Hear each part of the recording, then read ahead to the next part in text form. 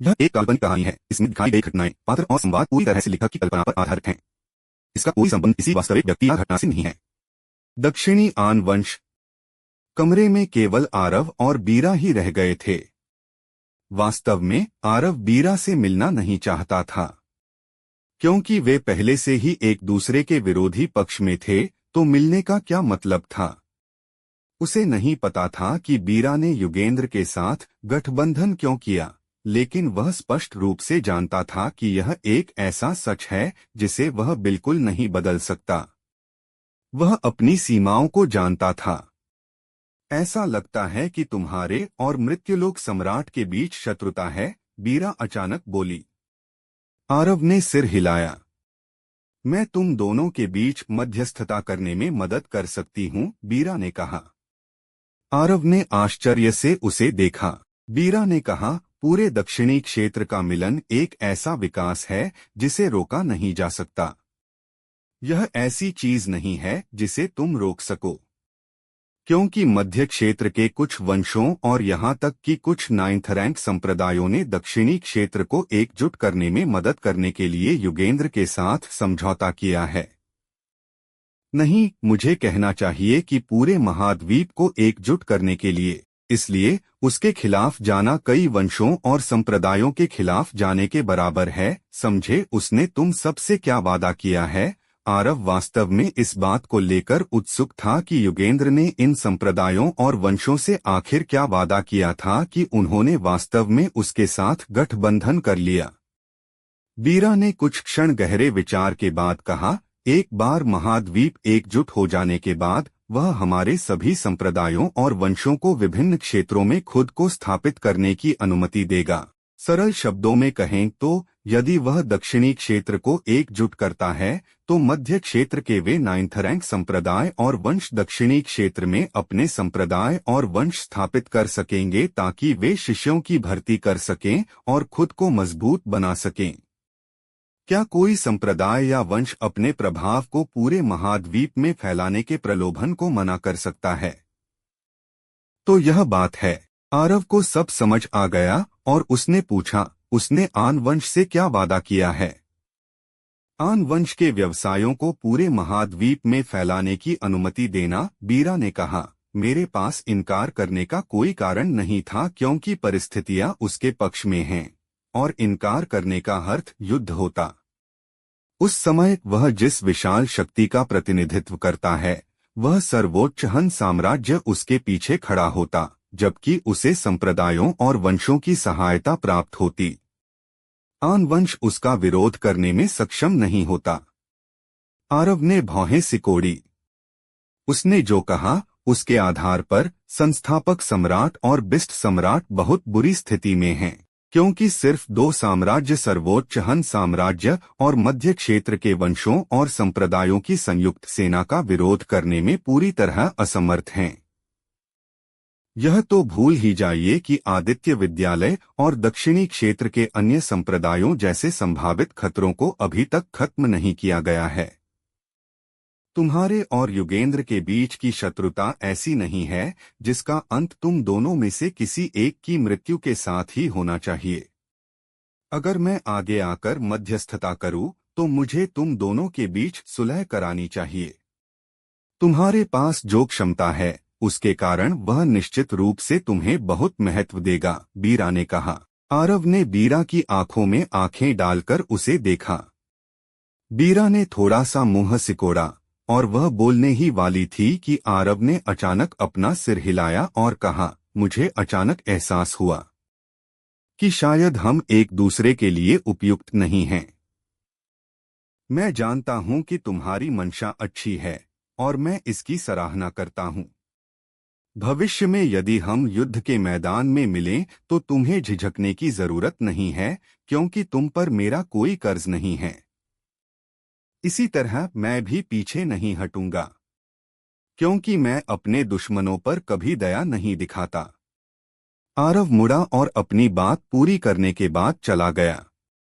बीरा की आकृति ठिठक गई और वह आरव को एक एक कदम दूर जाते हुए देखकर थोड़ी स्तब्ध रह गई। दुश्मन? क्या मैं उसकी दुश्मन बन जाऊंगी? या शायद उसने पहले ही इस पल से मुझे अपना दुश्मन मान लिया है। हाँ, उसने निश्चित रूप से मान लिया है। वह स्वार्थी है, संकीर्ण सोच वाला है और वह कुछ भी बर्दाश्त नहीं करता।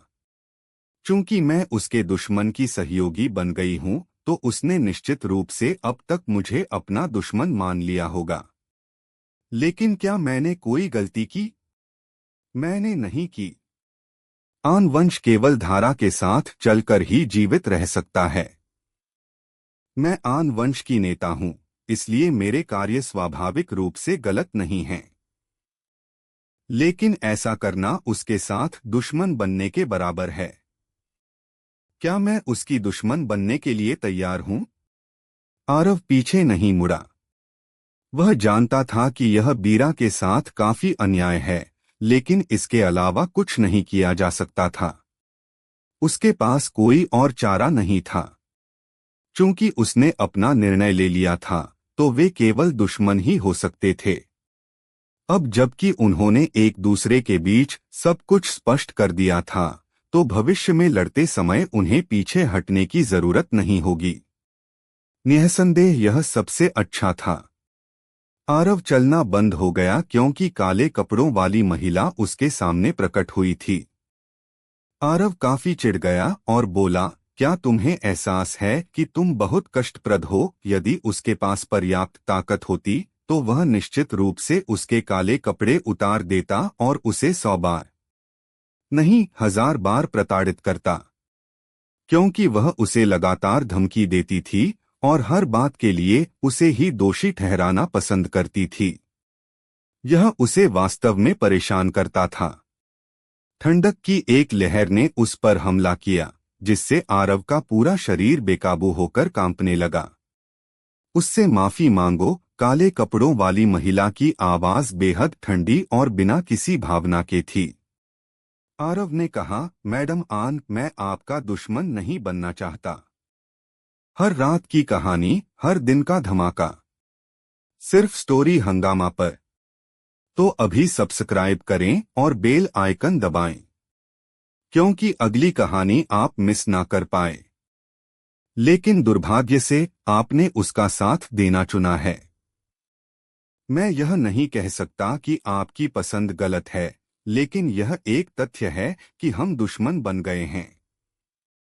चूंकि बात यहाँ तक आ गई है, तो आप मुझसे क्या सुनना चाहती हैं या क्या चाहती हैं कि मैं क्या करूं? तुम मरोगे, पीछे से बीरा की आवाज गूंजी। आरव ने सिर हिलाया और कहा, तुम मुझे नहीं समझती और मैं तुम्हें नहीं समझता। हाँ, चलो इसे यहीं खत्म करते हैं। मुझे वास्तव में हिचकिचाहट या अनिश्चितता से काम करना नापसंद है। विदा। जैसे ही उसने बोलना समाप्त किया, आरव एक पल के लिए भी वहां नहीं रुका। उसने अपने कदम तेज किए और तेजी से उसकी दृष्टि से ओझल हो गया। चाची, क्या मैंने कोई गलती की? बीरा ने काले कपड़ों वाली महिला को देखा। काले कपड़ों वाली महिला ने धीमी आवाज में कहा, वह संकीर्ण मानसिकता वाला और बेहद निर्दयी है। सबसे महत्वपूर्ण बात यह है कि उसकी प्राकृतिक प्रतिभा और ताकत बेहद भयानक है। यदि वह सफलतापूर्वक परिपक्व हो गया, तो वह तलवार संप्रदाय के मास्टर से भी अधिक भयानक होगा। हालांकि क्या वह तब तक जीवित भी रह पाएगा? मृत्युलोक सम्राट उसे परिपक्व होने का मौका कभी नहीं देगा।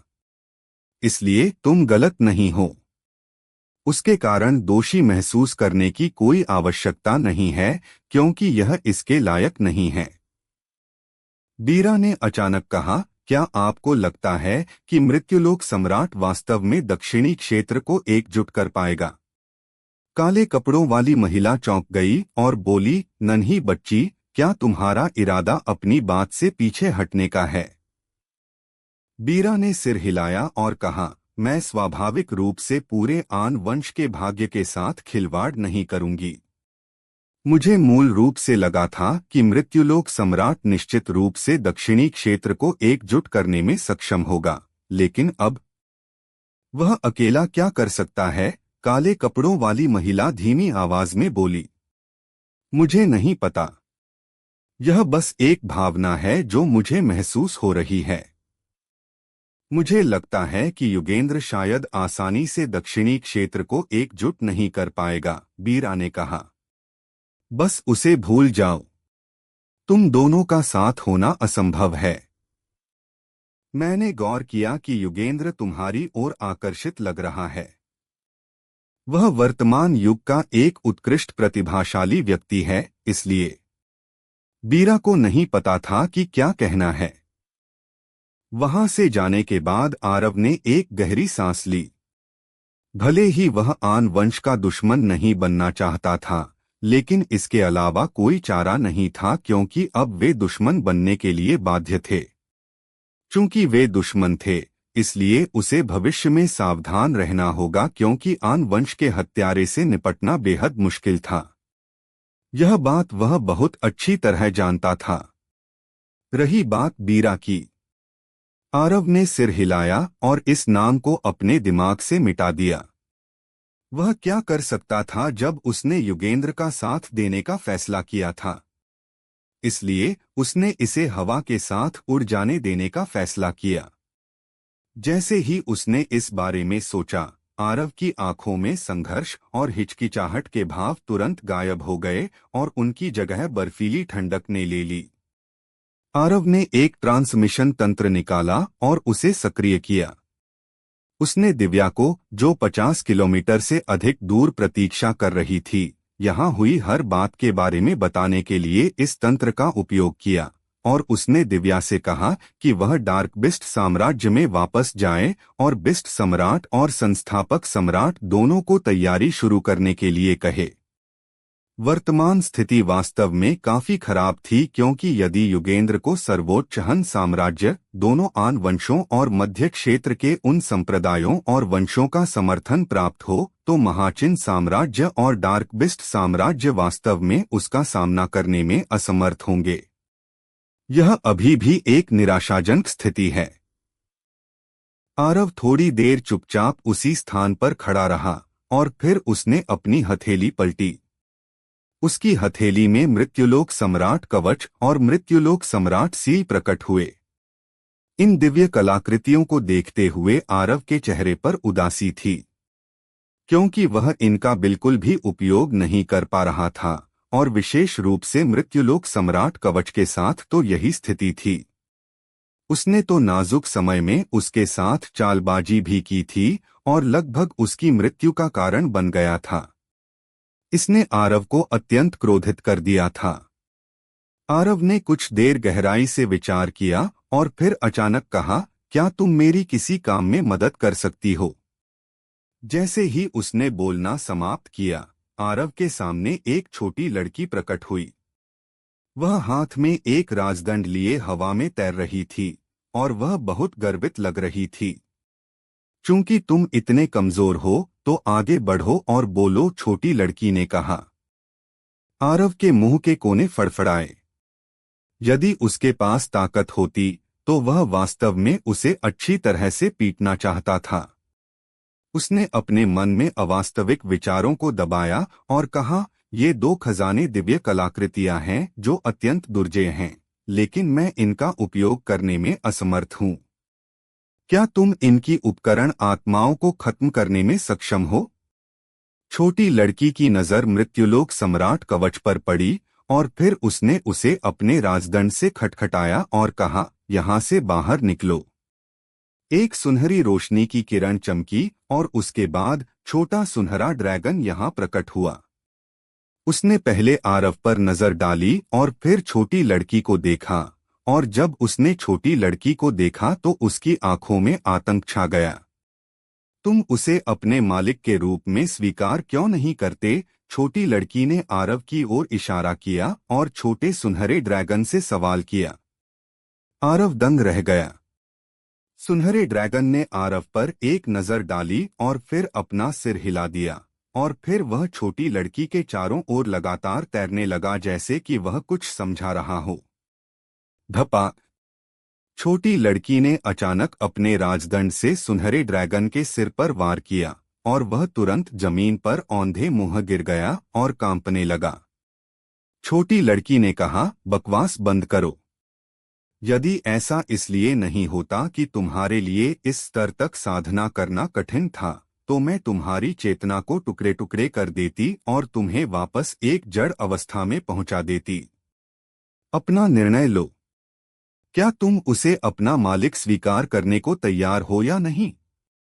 यदि तुम मना करोगे तो मैं तुम्हें मार डालूंगी। आरव अवाक रह गया। छोटे सुनहरे ड्रैगन ने छोटी लड़की को एक दयनीय भाव से देखा, फिर भी छोटी लड़की का दिल बिल्कुल नहीं पिघला। उसने अपना छोटा हाथ उठाया और उसके हाथ पर एक क्रिस्टल नीली रोशनी की गेंद चमकने लगी।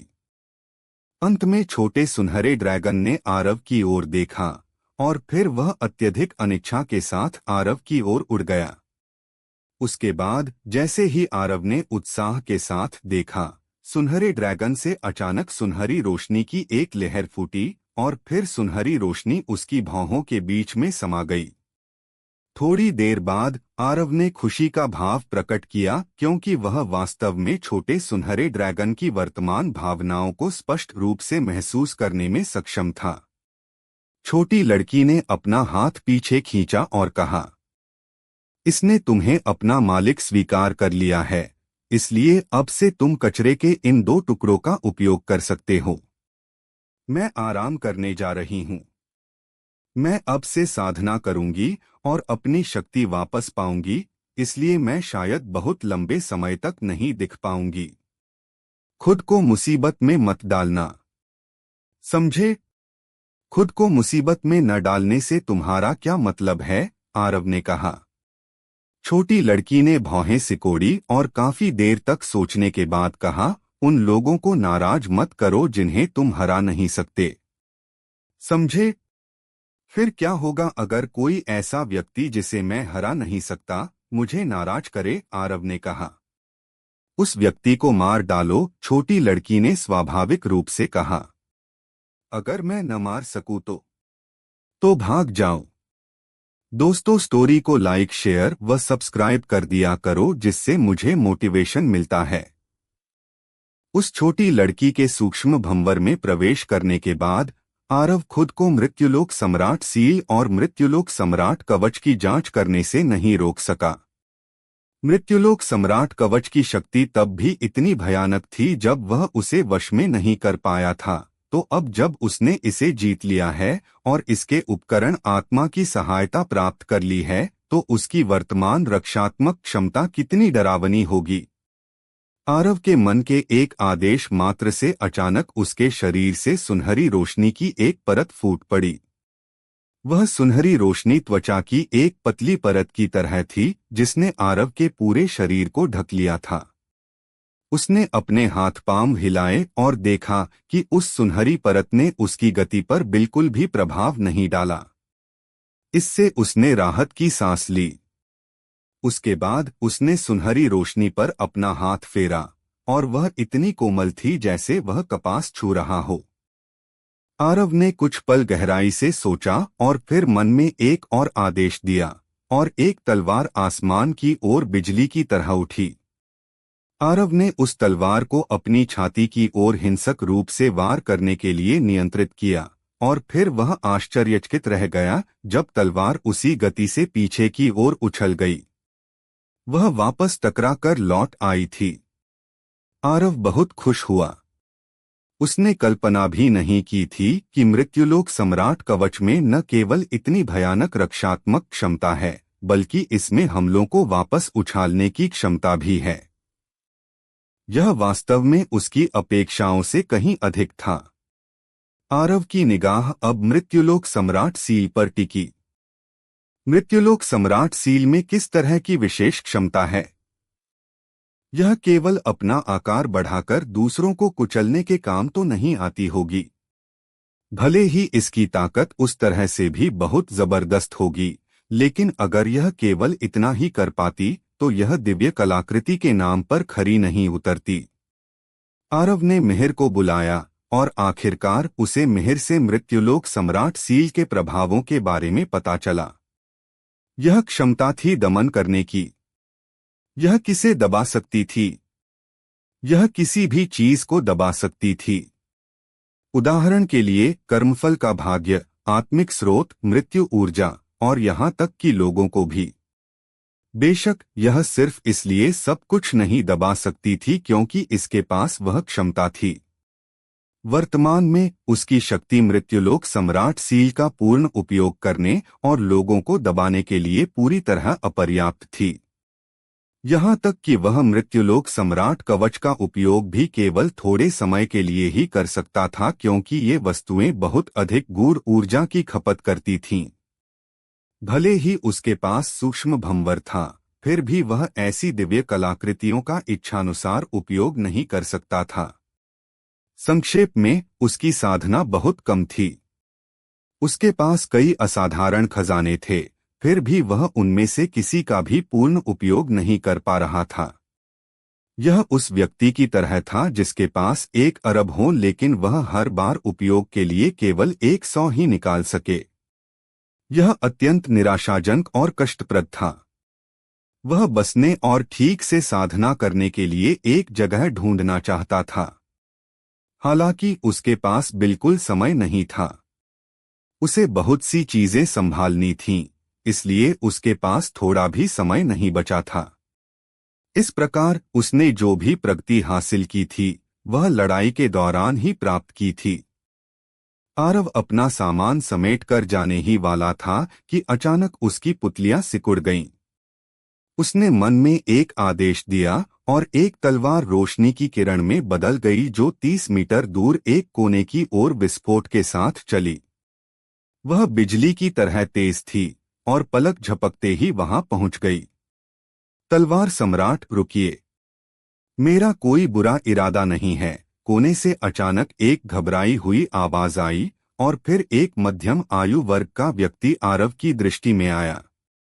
उस व्यक्ति के शरीर से ठंडा पसीना टपक रहा था क्योंकि वह तलवार उसके माथे के बीच से आधे इंच से भी कम दूरी पर थी। अगर उसने थोड़ा भी देर से चिल्लाया होता तो वह शायद एक लाश में बदल चुका होता। अफवाहों के अनुसार तलवार सम्राट के पास आत्मोन्नति स्तर के विशेषज्ञों को मारने की शक्ति है। निश्चित रूप से वह वास्तव में अपनी प्रतिष्ठा के योग्य है, क्योंकि केवल वह एक हमला ही ऐसी चीज नहीं थी जिसे उसके जैसा शिखर आत्मिक स्तर का योद्धा रोक सके। तुम कौन हो? आरव धीमी आवाज में बोला। यह व्यक्ति अभी अभी आया था और उसने पहले के दृश्य नहीं देखे थे, अन्यथा उसकी तलवार बिना रुके उस पर प्रहार कर देती। मध्यम आयु वर्ग के व्यक्ति ने गहरी सांस ली और कहा, मैं लू यिक्सुआन हूँ, सिटी गवर्नर की हवेली का सदस्य। आरव की भौहें तन गईं और उसने कहा, सिटी गवर्नर की हवेली?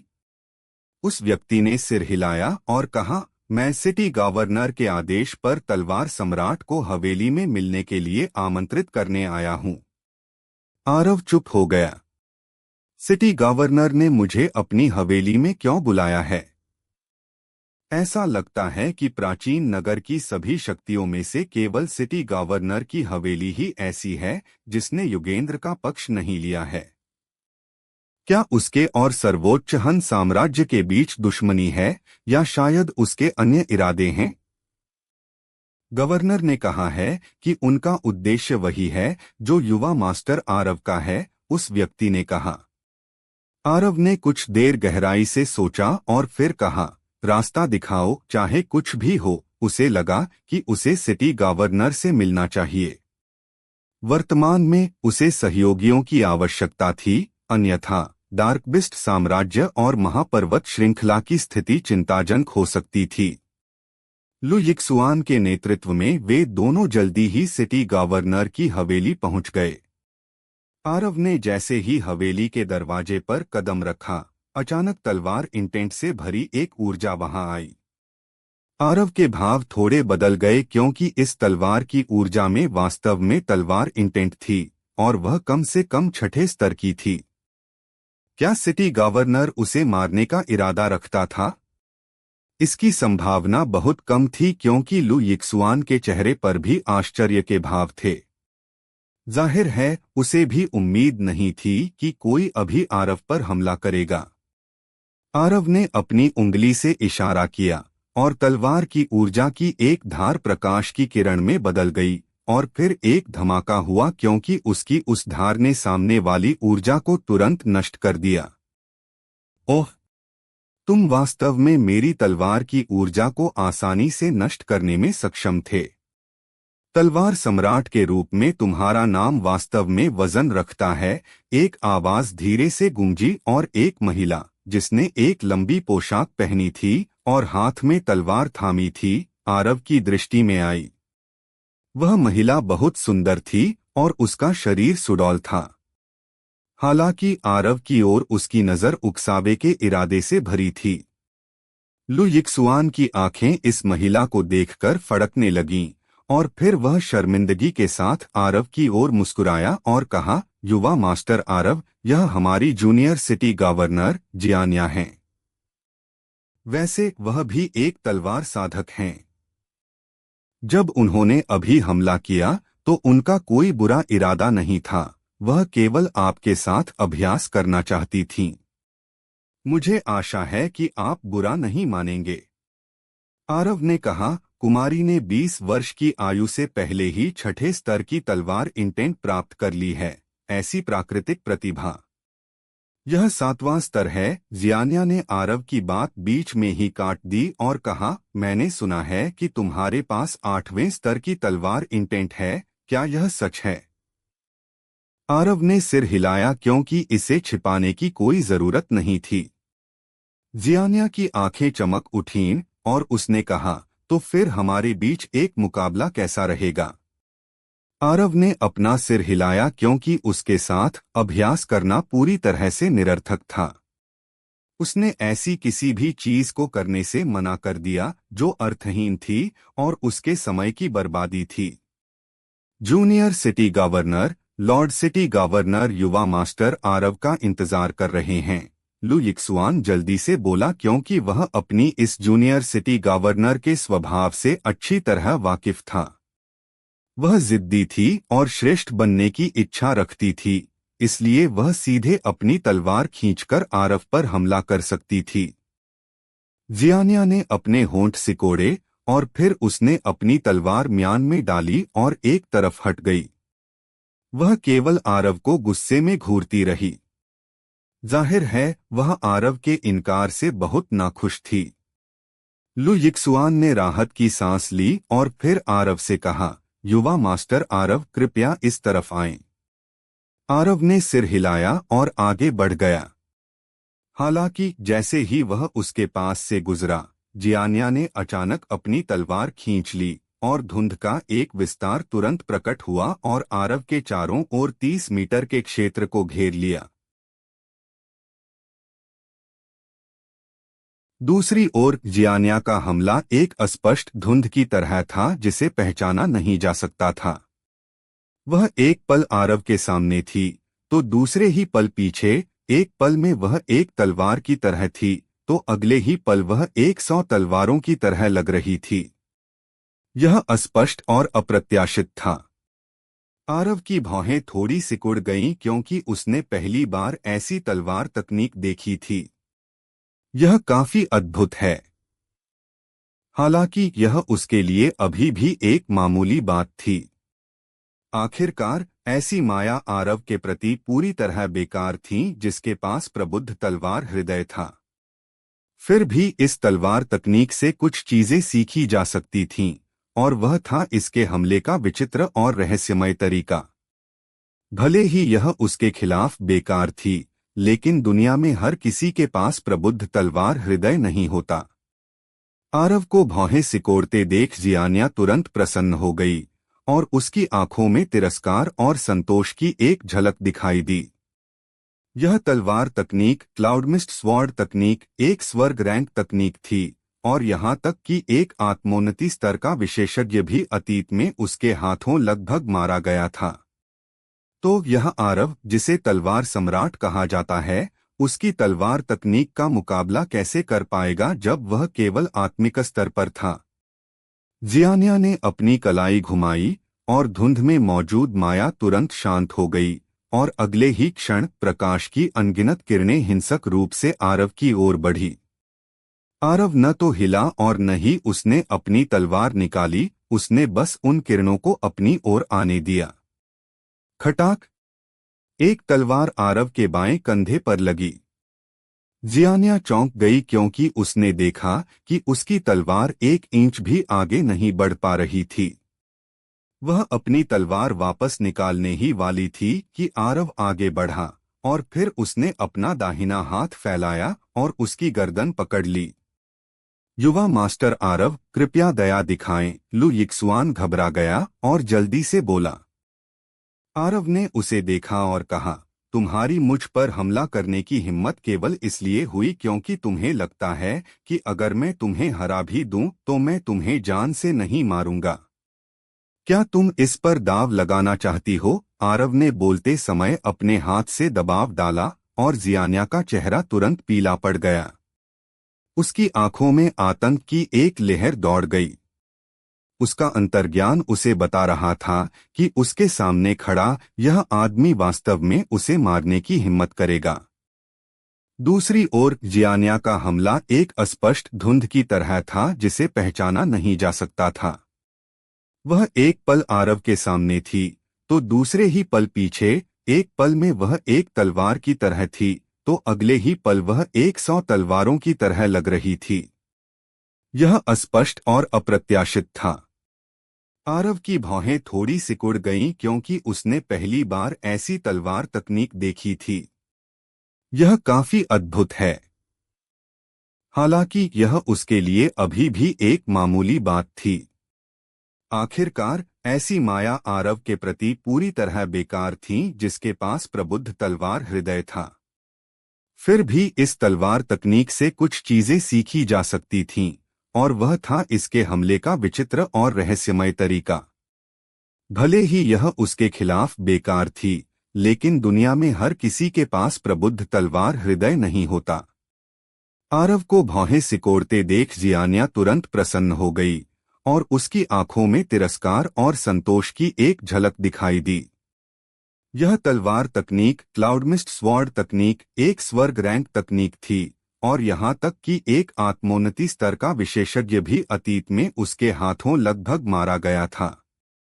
तो यह आरव, जिसे तलवार सम्राट कहा जाता है, उसकी तलवार तकनीक का मुकाबला कैसे कर पाएगा जब वह केवल आत्मिक स्तर पर था? जियान्या ने अपनी कलाई घुमाई और धुंध में मौजूद माया तुरंत शांत हो गई और अगले ही क्षण प्रकाश की अनगिनत किरणें हिंसक रूप से आरव की ओर बढ़ी। आरव न तो हिला और न ही उसने अपनी तलवार निकाली, उसने बस उन किरणों को अपनी ओर आने दिया। खटाक! एक तलवार आरव के बाएं कंधे पर लगी। जियान्या चौंक गई क्योंकि उसने देखा कि उसकी तलवार 1 इंच भी आगे नहीं बढ़ पा रही थी। वह अपनी तलवार वापस निकालने ही वाली थी कि आरव आगे बढ़ा और फिर उसने अपना दाहिना हाथ फैलाया और उसकी गर्दन पकड़ ली।